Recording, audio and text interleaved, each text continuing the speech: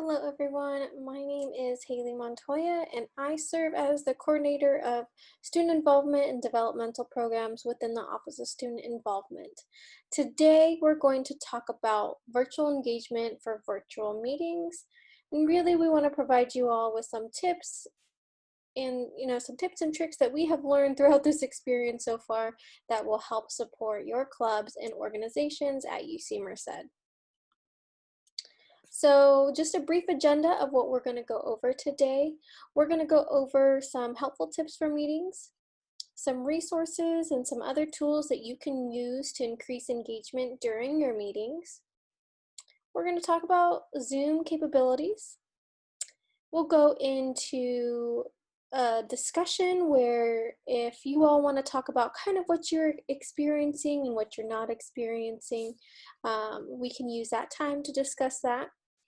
And just so you all know, as we've been doing a lot of required trainings for our clubs and organizations, today is not a required training. However, we will have this training available for you on our YouTube, so you can watch it at a later time in case you didn't get to join us.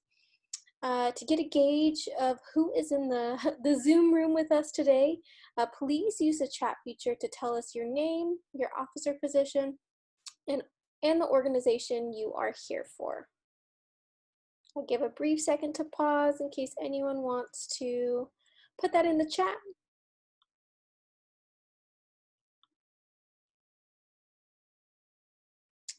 So I'm going to move right into some helpful tips for you all. Helpful tips for you to navigate what to do virtually with your meeting, and then some ideas of what you can do to kind of increase that engagement. So tip number 1, check if your systems are working. Is your online meeting app loading well? Have your mobile data internet ready in case your current connection weakens. As we know, internet is not always stable as everyone's on it right now. I know a lot of our staff and even myself, our internet has gone out a few times. So what we really recommend in order for you to have a successful meeting is have that mobile data internet ready in case your current connection weakens. Or a couple other things you can do if you don't have unlimited data, so I know not everyone does. If you don't have unlimited data, have someone as a backup for you in case your meeting, in case your Wi-Fi drops or your meeting isn't going very smoothly. Have that backup person, have another officer help you navigate or continue the conversation in case your internet drops, because we know that might happen. Also, you should, if you're using Zoom or a platform where one person is like a host, make sure that you have someone as a co-host if there's that capability, because that will also help so the Zoom or the meeting doesn't drop.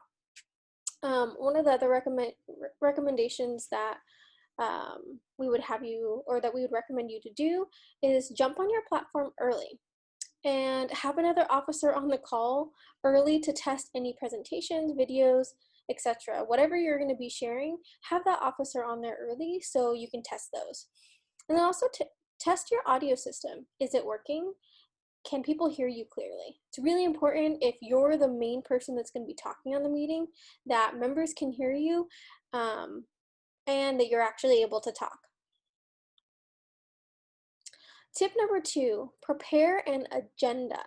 So as we're virtual, I'm realizing that we are needing to be even more prepared than we probably were as we were in person. I feel like as we're in person, sometimes we can kind of pull things together last minute and it'd be okay, right? With virtual, it's not that simple. So what we always recommend is preparing an agenda for a meeting, your event, any outlines, anything like that. Prepare ahead of time so you have that ready to go. One, it helps you prepare, but it also provides your members the ability to prepare as well. So in that agenda, share the objective, talking points, outcomes, whatever you're going to be doing during the meeting, at least a day before. Some things that you can think about: are you going to have any guest speakers? Are you going to do any activities or icebreakers in that meeting? Like I was saying, this way your members will be able to prepare and ask the right questions if things are still unclear to them. Tip 3, as I'm seeing, as you know, we're continuing kind of this remote virtual life for at least the rest of the semester, possibly next semester. Something that I've seen that really helps engagement throughout your meeting is to include some type of activity. So maybe hyping people up by playing some of their favorite music at the beginning of your meeting as members enter the meeting room or whatever platform you're using. Play some music, liven it up a little bit. You can do some icebreakers. I think, especially if you're getting new members into your organization, having icebreakers so you can still connect with people, get to know people, even if it's in this virtual realm. Having that icebreaker will definitely help, kind of get the meeting started. Some other things you can do, a knowledge check. Do you need to do a quiz to check if they got the information that you were going to tell them about? Doing something like that to break up the meeting a little bit will definitely help. Including any videos or anything like that will help break up the meeting so it doesn't feel like one person is talking the whole entire time. And then also doing wellness checks. As we're virtual, as we're still engaging in this pandemic, things are probably going on with yourself and your members. So doing a wellness check at the beginning of the meeting is something that I really like to do so I can see like, okay, are they okay? Am I okay? Am I stressed? Are they stressed? So doing a wellness check, using the chat feature if you have a large group of members. If you're a smaller group, take the time to check in with everyone and see how they're doing right now. And tip number 4. So, as we are preparing our meetings and events, one of the really good things that we should stick to is stick to the allotted time. If your meeting is only going to last 30 minutes, then make sure that your agenda can fit only 30 minutes. If your meeting or event is an hour long, making sure that you are sticking to that allotted time and not going over. Um, Especially if your members are at home and not in Merced, they might have family responsibilities. They might have a job where they're an essential worker right now. So really being mindful of everyone's schedules and preparing an agenda will easily fulfill this objective as well.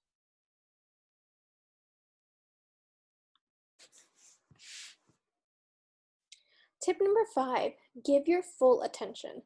Will you have any officers that can help you throughout that meeting? So going back to one of my earlier points, making sure that you have another officer to, one, start and prepare the meeting with you to make sure everything's going good, but 2, having that other officer or multiple officers helping you throughout the meeting. So 1, it's not just one person talking, but 2, you can also have them engage with your general members in the chat feature of your meeting in order to help keep their attention up.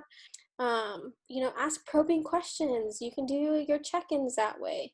Having that other person will help you really navigate the meeting.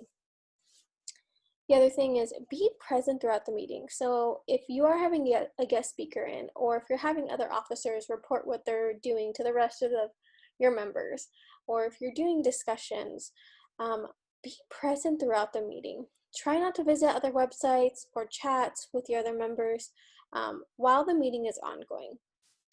Keep your camera on if possible. That is a great way to see if people are actually paying attention. But we also know that it's really important to acknowledge that not everyone may feel comfortable with their cameras on. We're human. Zoom fatigue is real. Going back to the point of they may be living at home with their parents. Maybe they have other family obligations. Maybe their room is a mess because they're sharing a room with a sibling.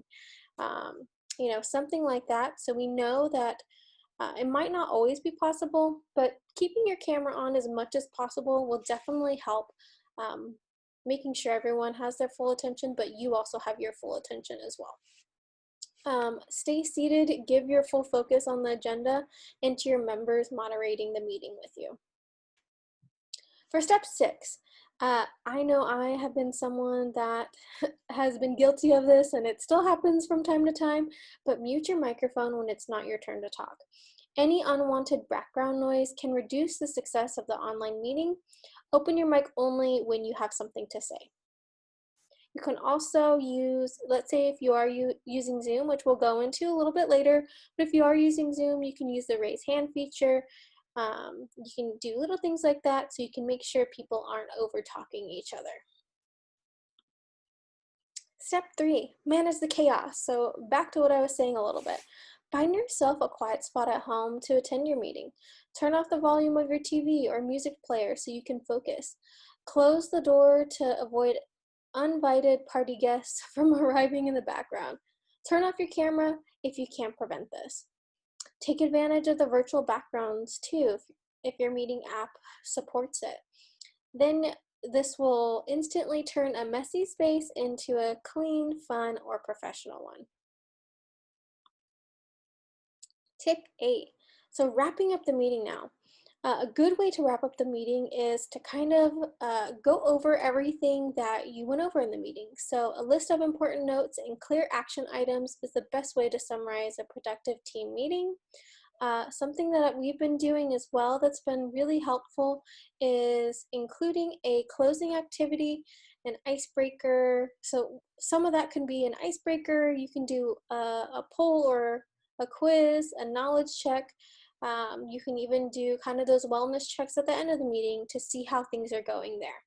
So again, to wrap up the meeting, definitely include a closing activity and kind of summarize everything that went on so everyone really knows what is needed to be done after the meeting or what you all are going to be working on. And then tip 9, so take your time. I keep saying this to the club and org leaders that I have met with so far. It's okay to give yourself some grace. Going from face-to-face meetings to online meetings can be a big adjustment for the whole team or organization. It's also important to know a lot of you are new club and org officer leaders too, so managing that and then moving to be completely online this fall semester is a challenge. And so it's okay to take your time. It's okay to adjust things if you need to adjust things. If things aren't working, change them. You have your bylaws and constitution for a reason. You should be able to amend those based on the current rules that you have, but utilize that to the best of your ability. A supportive environment is key in helping everyone transition to the new way of collaborating. So again, it's okay to take your time. Just remember that. We're going to go into some additional resources now. So some other tools and resources to help increase engagement. So like I showed you at the beginning is Mentimeter. So some other platforms for quizzes or other engagement methods are PollEv or PollEv, Slido, Access, Kahoot, Google Form. Making sure that you're using something like that or a video or an icebreaker activity, uh, using one of those to break up the meeting and making sure that it's not just you talking, it's not just you engaging. Because a lot of times there's some silence on the ends of, you're saying something, people aren't responding. So doing something like that, so it doesn't require them to unmute their mic, but it does give them the chance to engage. Going back to what I was saying a little bit ago, make your meetings fun. Change and adapt your meetings as necessary. So if you currently do weekly meetings, maybe move them to bi-weekly. If you all aren't doing a lot right now, I think it's okay to do so. Just make sure that you follow your bylaws and constitution amendment rules so you can amend those bylaws. Maybe even using one meeting a month to host a social between your members. If you're seeing that there's a lack of engagement or lack of participation, or if members aren't really feeling connected right now, maybe using one of your meetings, instead of planning a whole other event, maybe use one of your meetings to do that. I think this is a great semester to plan everything and really rethink what you're doing. Evaluate what you were doing previously. Is it going to continue to work? So using this semester and these meetings to kind of address those needs that way. It's okay, again, to take your time and rethink things as necessary. And just as a reminder, things are going to look different. Don't be afraid to try something new. Trial and error is key right now. So, to kind of go off of that, I wanted to talk to you a little bit about Zoom. So Zoom is something that I am most familiar with because as a staff member, this is what we really use to host any meetings, events, and that type of thing. So I really want to make sure that you know that there's all these capabilities. So there are breakout rooms. Breakout rooms are a great way if you're in a larger event or a larger meeting. That you use breakout rooms to do some discussion questions, to um, if you all need to figure out what to do for an event but you're not sure, if you want to get some brainstorming ideas and you're in a larger group, utilizing breakout rooms is a great way to do so. If you have committees in your organization, you can use breakout rooms during your general meeting to chat with the committees. So using that is a great way to do so. You can use the annotation feature. As a point to the bottom, just you are going to have to enable all these from your Zoom account. And if you need help on how to figure that out, our contact information will be on the last slide so we can help you walk through that feature. But the annotation feature on Zoom, you can, if it's enabled, you can like put like a stamp on the presentation or the screen that is shared. You can put, I think you can even like write on it too. So you can use the annotation feature to get some other engagement or some other feedback on what's going well and what's not going well. Using the poll feature. So Zoom does have the poll feature. I don't believe you can do multiple questions at a time. I believe I've only done one question for a meeting. There are some other good options that we talked about on the last slide. So, but just know that you have the poll option capability on Zoom as well. So if you want to ask your members a certain question as soon as they log in, that question is going to pop up on their screen. You can do that. There's also the whiteboard feature. So maybe that's a really good one for brainstorming. If you need to brainstorm an idea, if you need to think through things, using that whiteboard feature on Zoom can also help. Using the chat feature, I think the chat feature is great. So if you really want them to participate, tell them to utilize the chat feature to get your feedback that way. You can also do reactions. So you can do a thumbs up, you can do a clapping emoji, and then you can also do the raise hand feature. So all of those are great reactions as well. So if you want to get some feedback that way, you can do that too. Let's say you're in a meeting and you didn't send some documents over that you needed to send prior to the meeting. You can also enable the file transfer feature. So I've enabled Word doc, Excel, and PDFs to be able to be inserted into the chat, and then you can download them that way. So that's also a great way if you all need to do an activity that requires a document, an Excel, or PDF. You can utilize that feature as well. And virtual backgrounds, as we talked about it a little bit ago, but just know some computers don't have this feature, but it is a great way to kind of have some fun or make it more professional if you need to. Again, just remember, you are going to have to enable all these features from your Zoom account. So you're going to have to log in, I think it's zoom.us. Go into the single sign-on, and it'll take you to UC Merced's portal. So log in that way, go into your settings, and enable these features. So just make sure if you want any of these features, you have to enable them. One thing that is super important to note, we have had a few incidents with some of our clubs and orgs reaching out to us about that their meeting has been Zoom bombed. So if you are having any Zoom bombing incidents, make sure to report it to IT. So go to it.ucmerced.edu/Zoom, and there is a place to report any Zoom bombings. One thing that you can do with Zoom is you should be able to save your participant list. You should be able to save your chat feature. So if you're experiencing any of that, email us and then also report it to IT. So we have knowledge about that and we can help you make your meetings a little bit more secure. this time, we're going to do a round of discussion and questions for anyone that is interested or wants to share what they're experiencing with their club and organization. So one of the things that we wanted to share with you all is that these are the rest of the workshops that we're having for fall 2020 for all of our RCOs. So today you just attended the virtual engagement for virtual meetings. Again, remember we are going to have this video or this recording up on our YouTube and website so you can watch it at any time. We're also going to have the marketing for RCOs workshop on October 20th and November 9th. We're going to do a community engagement and philanthropy workshop on October 29th.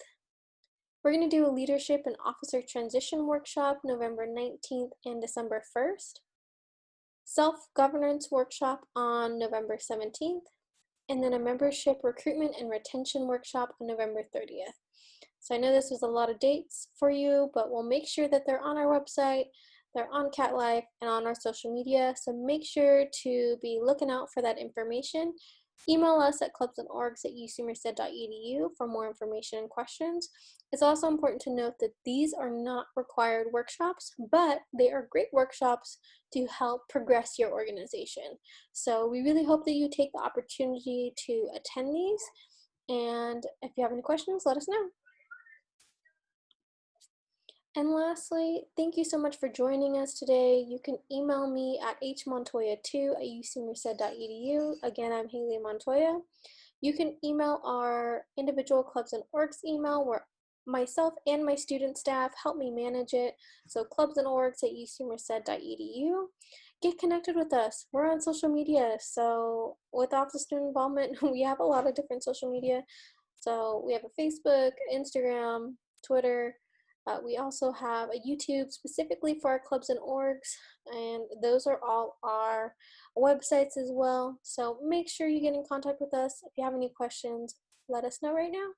If not, have a great rest of your day. Thank you for joining us.